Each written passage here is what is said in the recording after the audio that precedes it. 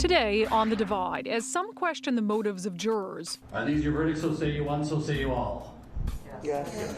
There's a much simpler explanation for their speedy verdict in the trial of Derek Chauvin. Also, efforts to curb the governor's emergency powers fell flat this session, but Republicans say the fight isn't over. It isn't just legislators carping. This is people, the public, the voters. Doesn't mean we'll get our way as the minority, but it does mean the people get true representative government. Plus, the race for Seattle city attorney is likely to get a lot of attention this year given the debate over repeat offenders. One candidate on how he would handle the hot-button issue. When you care, you can't turn a blind eye to the problems that we're facing right now. That and more as we attempt to bridge the divide.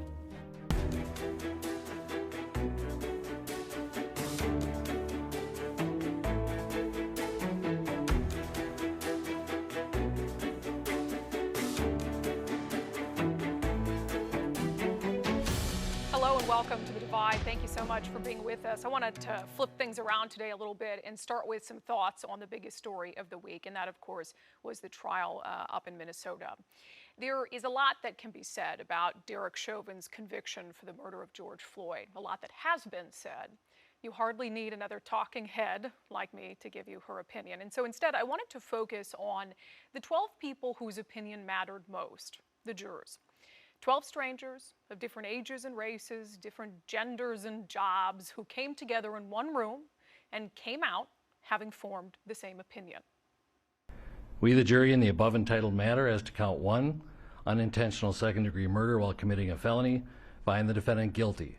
We, the jury, in the above entitled matter as to count 2, third-degree murder perpetrating an eminently dangerous act, find the defendant guilty. We, the jury, in the above entitled matter as to count 3, second-degree manslaughter, culpable negligence, creating an unreasonable risk, find the defendant guilty. A lot of assumptions have been made by people who do my job about what must have been going on in the minds of those jurors, about how maybe they felt threatened into reaching that verdict. Maybe they were worried about their personal safety or thought their communities would be burned to the ground if they didn't convict. But to assume that is to assume that those 12 people from all walks of life completely lacked any courage or conviction. It seems pretty obvious to me that the opposite is true. Juror number 2, are these your true and correct verdicts? Yes. Juror number 9, are these your true and correct verdicts? Yes. Juror number 19, are these your true and correct verdicts? Yes. Juror number 27, are these your true and correct verdicts? Yes. Juror number 44, are these your true and correct verdicts? Yes. Juror number 52, are these your true and correct verdicts? Yes. Juror number 55, are these your true and correct verdicts? Yes. Juror number 79, are these your true and correct verdicts? Yes. Juror number 85, are these your true and correct verdicts? Yes. Juror number 89, are these your true and correct verdicts? Yes. Juror number 91, are these your true and correct verdicts? Yes. Juror number 92, are these your true and correct verdicts? Yes. Are these your verdicts? So say you one, so say you all. Yes. The reality is that they watched the same video that still haunts millions of Americans. And they sat through a trial that only brought that video further into focus. The fact that 12 people, men, women, white, black, young, old, saw the same thing and came to the same conclusion isn't evidence of some sort of grand conspiracy. Rather, the most obvious explanation for their verdict is that it really wasn't that hard of a verdict to reach. All right, coming up after the break. Try as they might, Republicans were unsuccessful this session in limiting the governor's emergency powers, but they're not quite ready to put the issue behind them. We'll discuss. Stick around. Since the start of the pandemic, Republicans have had concerns about the extent of Governor Jay Inslee's emergency powers. GOP leaders in the House and Senate sought to curb them, believing that duly elected lawmakers ought to have the right to weigh in on things like lockdowns and other COVID mandates. But with Democrats in control in both the House and Senate, efforts to place checks and balances on Inslee's powers went nowhere this session. Although that doesn't mean the issue is done. I spoke with the two highest-ranking Republicans in Olympia, House Minority Leader J.T. Wilcox and Senate Minority Leader John Braun. Does it really surprise either of you that Democrats aren't so eager to curb the emergency powers of a Democratic governor? Senator Braun, are you shocked by that? Well, I wouldn't say shocked. I am a little surprised. I mean, we heard a lot prior to this session during the interim, kind of grumbling from the other side of the aisle that this wasn't truly representative government and they wanted to be more involved. So I took that for face value and thought when we got into session, there'd be an opportunity to work on this. And I figured we need to do it in a thoughtful, bipartisan way and kind of in a lessons learned kind of a approach. We've learned a lot over the last year. But I genuinely thought there'd be a path for that. But they have really locked up and said, nope, we are not going to separate from the governor at all, not even going to allow the conversation. So shocked, no. Surprised, a little bit. Disappointed, certainly. The grumbling, was this backroom grumbling? Yes, I don't know. We don't have back rooms, maybe virtual back rooms, but you know, phone calls were like, why are we not involving the legislature? I think this is wrong, but no willingness to be out, or I should say limited willingness to be out in front of that from the other side of the aisle. There's a few members that have stood up and said the emergency powers is the right thing and have been with us on I think on both sides of the rotunda. But the caucus and the caucus leadership has been lockstep with the governor and said, nope, we prefer one-party rule and one-man rule, really, versus representative government. Representative Wilcox, what about you over in the House? I know you have a really cordial relationship with a lot of your colleagues on the other side of the aisle. Have any of them expressed frustration to you privately that the governor sort of wasn't cluing you guys in on some of this stuff? Well, it's been expressed privately, and you've also seen some of that on the record. I think Representative Chapman, for example, and Representative Paul actually co-sponsored some of the bills that we've asked to have some action on. But what is really different to me right now is through most of our history, the three branches have really fulfilled the function of keeping watch on one another. And in my time in the legislature here under Democratic leadership, there's been a few cases where the legislature has sued the governor. You can only do that when you're in the majority. But in this case, we see things that are really unprecedented happening. And I think it's actually very corrosive to see our branch, the legislative branch of the legislature, not standing up for the functions that are important. And I would say to the other side, this isn't going to be permanent, right? We're going to have a different governor in the future. It may be one that you don't trust as much. Why don't you take this opportunity where these laws have been stress tested to dial them down a little bit, because you may not trust the next governor. And who knows, it may not even be a governor from your party. You think so? Who's running in 2020? What do you know that I don't know? Things change in a long perspective. There's a generational shift in politics, and who knows, it may even be a party that we're not even aware of now. But I am 100% sure that single party government doesn't last forever. This was, I hate the word unprecedented. I feel like I've used it a million times in the past year, but, at least to my knowledge, we haven't really had a situation like this that has tested the depth of a governor's authority like the pandemic. Do you think that this conversation around emergency powers would be better saved for next session when we're hopefully out of the thick of it? That assumes we are out of the thick of it by next session. I think that's kind of the point is with the governor's current powers and his inclination to use them and the unwillingness of the majority in the legislature to push back. I think there's a real chance. I hope not. I'd like to think we won't be here a year from now. But I don't think it's not, the chances aren't zero by any means, and they seem to grow. So the governor seems to enjoy having a larger ability to enact his wishes. So yeah, it might cool down by next session, but I don't think we can count on that. So I think we need to keep pressure on this. And let's say it's been a year. We've learned a ton. We know how to do this. Doesn't need to be partisan. Shouldn't be a partisan issue. To JT's point, we could have different parties in charge in the future, and we should recognize that and make it reasonable based on what we've learned. Representative? Well, I would say that we've learned a couple of other things too. First of all, an emergency is it happens when the governor says it happens, and it ends when the governor says it happens. That sounds like a recipe for disaster to me, and we cannot count on having good intentions forever. This lesson is valuable. If we don't act on it, we're making a big mistake, and it's very plain that it's not going to be acted on until at the very earliest the next session.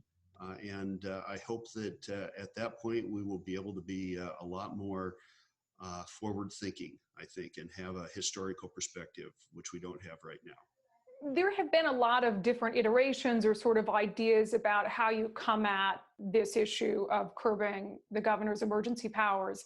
If you both had it your way and you could put through the bill untouched that you wanted, Senator Braun, what would that look like?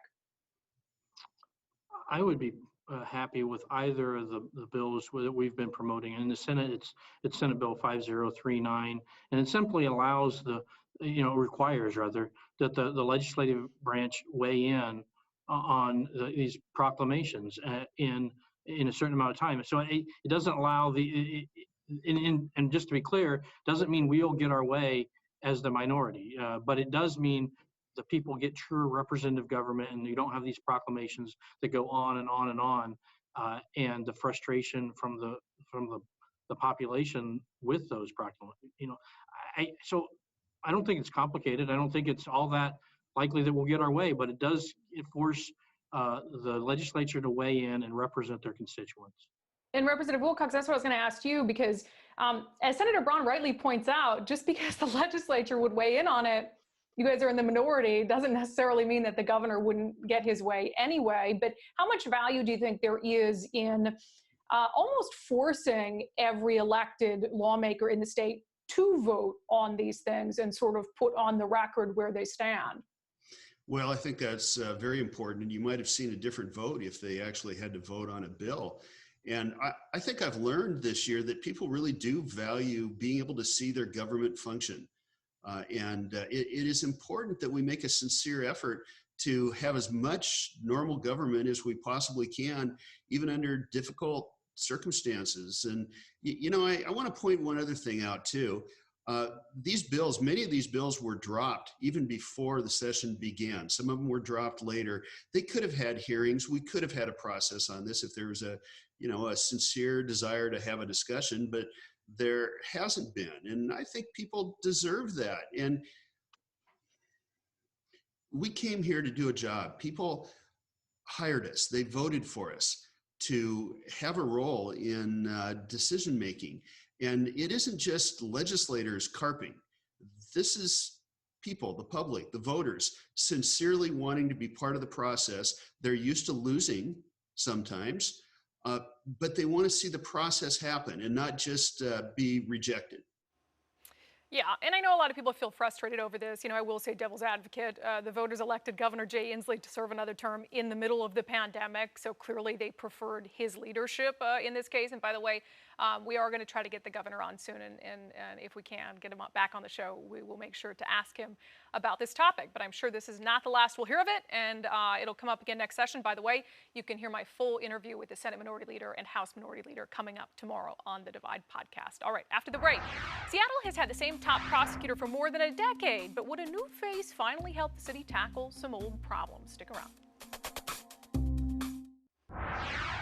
Seattle has had the same top prosecutor for more than a decade. Pete Holmes was first elected city attorney in 2009, and he is now seeking his fourth term in office in 2021. His office mostly responsible for prosecuting misdemeanor crimes, and I will say he has come under a bit of scrutiny. We have certainly been critical of him in the past for perhaps being too lenient on some issues, too lenient on demonstrators who believe that smashing windows will somehow get their message across, too lenient on individuals who find themselves arrested dozens and dozens and dozens of times, too lenient on drugs, an epidemic that no doubt contributes to the deteriorating state of downtown.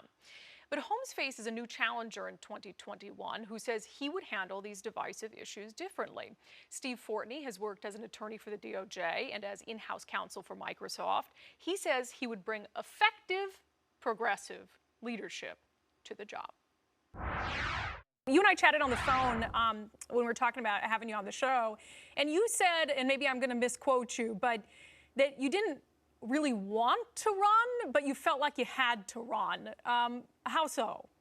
Yeah, Seattle's my home. This is my house. I've grew up here, and then except for my time away, I've always sort of considered and even during my time away, I guess I've always considered myself a Seattleite. And when you care about a place like I care about Seattle, and I care about every corner of this town, I take my family all over the city. When you care, you can't turn a blind eye to the problems that we're facing right now. And I think you have to step up and take action. And I feel like that's sort of how I differentiate myself from our current city council and our current city attorney, and frankly, the mayor, is that it's action versus inaction. I believe that government can solve some of the problems that we're facing as opposed to sort of messaging in indifference. I would say that I'm not going to shy away from the problems of homelessness. We have a big homelessness crisis in this city, and our city is not going to thrive until we find common sense, evidence-based solutions and compassionate solutions to these problems. Our city's not going to thrive with increased crime that we've had. And so we need to stand up and say, what in the world is going on? Whenever somebody brings up issues and says they're not satisfied with the homeless crisis as it is, they're not satisfied with the state of downtown, they're usually called right-wing and not progressive. So are you worried about being painted that way, even though I'm assuming that you consider yourself a progressive? I think it's all about the definition of the term progressive. Let's start with the concept and the fact that I am a lifelong Democrat. You can look at my donation record. You can look at all the campaigns that I've worked on through the years, and I've worked on many. I've been at the grassroots trying to push for Democratic candidates at all levels to win. But with that said, I'm a progressive who likes things to work. I don't think there's anything progressive or liberal or Democratic or common sense. I don't really care where you fall on the spectrum, to be completely honest with you, about having, as I said on my website, having homeless people die of drug overdoses on our streets. That's not what a competent, thoughtful government does. There's nothing progressive about, again, turning a blind eye and not taking concrete, serious action towards our homelessness crisis. There's nothing progressive, liberal, or Democratic about trying to figure out how to bring our police department together in a calm manner with our various communities that we have. It's a patchwork of communities in the city, and we need to bring everybody together to enact the vision of the consent decree, which is community-based policing. We need to bring people to get together to do that. And those are common sense solutions to solve the tensions and the problems that we have in this city. And I want to do that. And I believe that's progressive, Democratic, liberal, and just common sense. I don't really, again, care where you are on the spectrum. Let's break down a couple of these issues. On the issue of homelessness, as the city attorney, what role do you believe that you would play in improving the situation as it pertains to that crisis? Well, first off, I think so much of it is a sense of urgency. We have 11 elected leaders in this city, the mayor, the 9 city council members, and the city attorney. Where is the urgency to try to solve this problem? So what can the city attorney do specifically? Well, the city attorney at the end of the day is the enforcer of our local laws. The city attorney enforces criminal statutes. The city attorney enforces local ordinances. Now, nobody here, let's just be very clear on this, thinks that we should be criminalizing homelessness. Okay, I'm sure that people will attempt to peg me in that vein. But the city attorney can play a role in saying, when people come through the city attorney system, how do we connect that individual who's down on their luck for whatever reason, be it a drug disorder or a mental illness problem?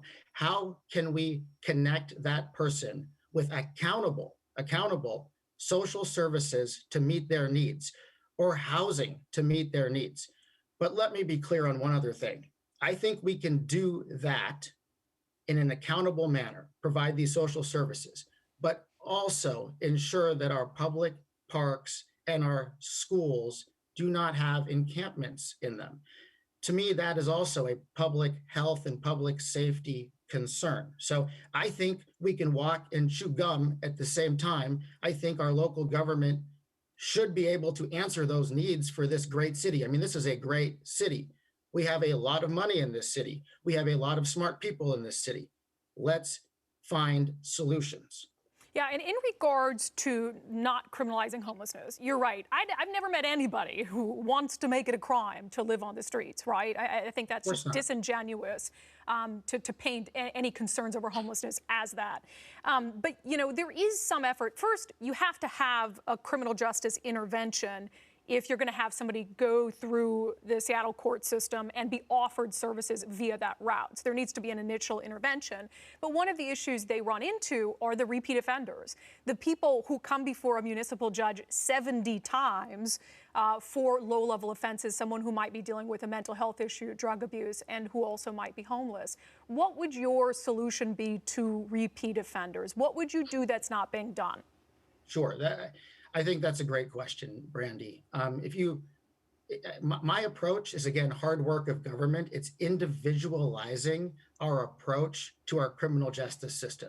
So we need to differentiate here between a low-level, nonviolent offender who stole a bag of chips, and that person may need help. They may need job training. They may need mental illness training or mental illness services, or they may need help with a drug addiction.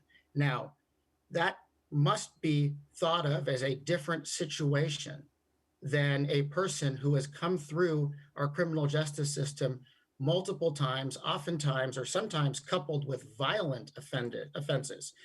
We cannot have people who are committing violent offenses slip through our criminal justice system and then commit that same violent offense again. And Pete Holmes's approach to crime, as I would describe it, has been a one-size-sort-of-fits-all. I'm not going to prosecute, and I will divert, regardless of the crime, or regardless of the offense. I don't think that's a smart or thoughtful way of doing it. I don't think that keeps the public safe. I don't think it's compassionate to the victims of crime. But I also think, going to the other side of this, when you have a nonviolent offense, that you need accountable services, meaning that the city attorney can ensure that a person who came through his office or his or her office finds accountable services where they actually have to show up and get the treatment that they need. I think that's compassionate. I think that will help all of us in this society, which is my goal, because I love this town. Yeah, and I think, you know, in order to seek elected office in Seattle, it really has to come from a place of loving Seattle and of being honest about some of the challenges that Seattle faces. By the way, I know I've been pitching my podcast a lot lately, but just think about it. You can hear the interviews. You don't have to look at me. It'll be great. It'll be great. So download the Divide podcast. Every Monday, we post our unedited extended interviews with some of the guests that we have on the show. So you can watch the full interview with Steve Fortney about his run for Seattle City Attorney and some of the other issues that job entails. You know, one of the big debates around that job is how the Office of City Attorney handles some of the demonstrations where criminal acts occur in the city, criminal acts that are not felonies but are misdemeanors, and how those will be prosecuted and how that might help to dissuade future people from breaking the law. So make sure to go download, subscribe, and rate the Divide podcast while you're there. All right, we appreciate you joining us. Make sure that you link up with us on Twitter and Facebook, because we often read your comments on the show. As always, we welcome your feedback. And until next time, do something to bridge the divides happening in your own life. See you tomorrow on Q13 News This Morning.